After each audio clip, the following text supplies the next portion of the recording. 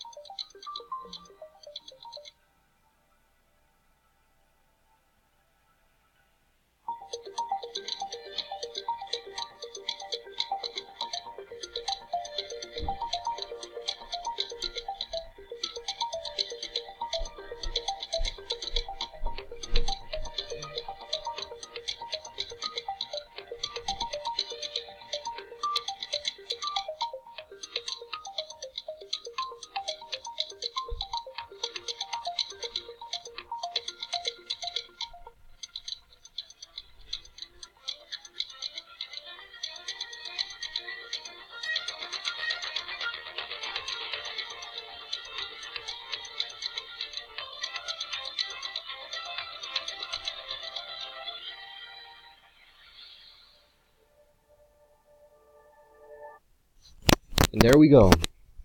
That is our short little clip, so that we can, for like those of us that don't know what ballet is all about, that's basically the end work and all the practice. That's what you basically achieve, or basically what they achieve in the end.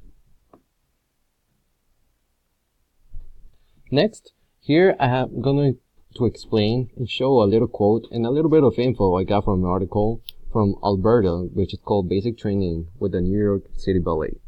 The quote is, "This is the most punishing time of the year, when they work 12 hours a day for 14 weeks without a break." You may be wondering, what is it they do?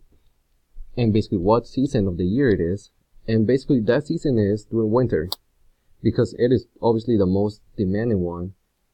Well, obviously not everybody expects that, because summer, a lot of people expect summer, since it's the time where, everybody gets out of work, school, etc.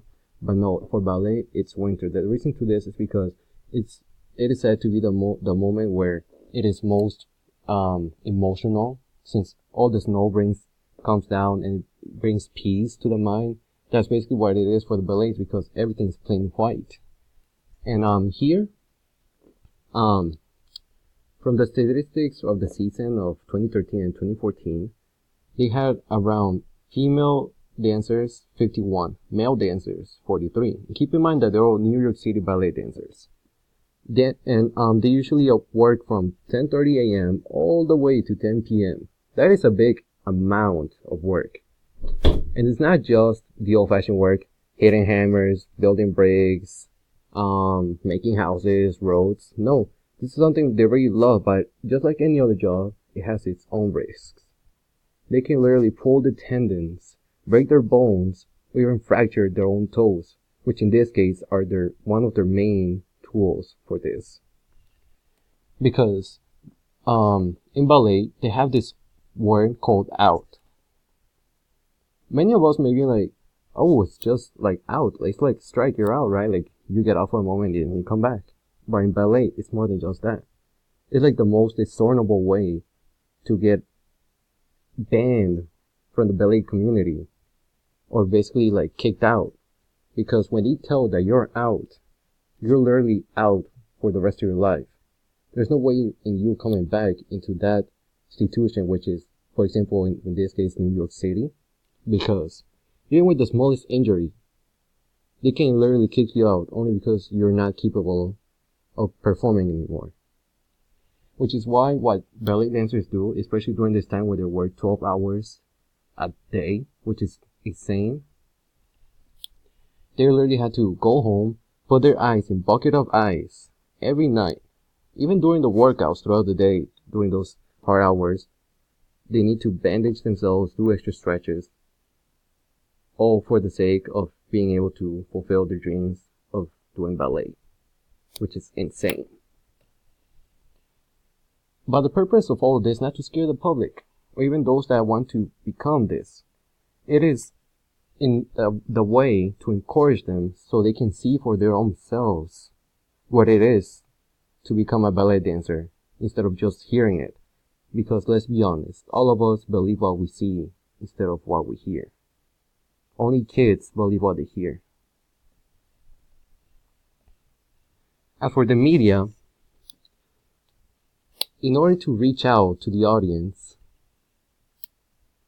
like I said, they need to show what we normally don't see in our daily lives, which in this case are professional dancers, ballet professional dancers. Because I'm not gonna lie, even I didn't know about this until I literally had to search all this up. Because for me, I thought ballet dancers were all people that just spin around doing fancy spins and the tippy toes, which I'm like, anybody can do, but if you try yourself, it is not an easy task. It can cost you your ingrown nails, which is why that requires a lot of practice, which I don't know how they do them. But in the end, it turns out to be beautiful art, in my opinion. Lastly, I'll show you the article where I got it from. As you can see, I cited it right here. Alberta photographs Devon, New York Times, the date. So props to you, man. Here we have a little description from the March 14 of 2014. And Alberta is actually dancer from the New York City Professional Ballet Dancers. He provided us pictures in order to show us, which we are very thankful, obviously. Here we can see how ballets prepare themselves, the stretches they have to do in the fitting room, or should I say dressing room. Even during the training, they need to massage themselves, because like I said, the muscles get really stressed. Just thinking about the idea. Because I know not many of us will be able to do this, neither me. Well, thank you guys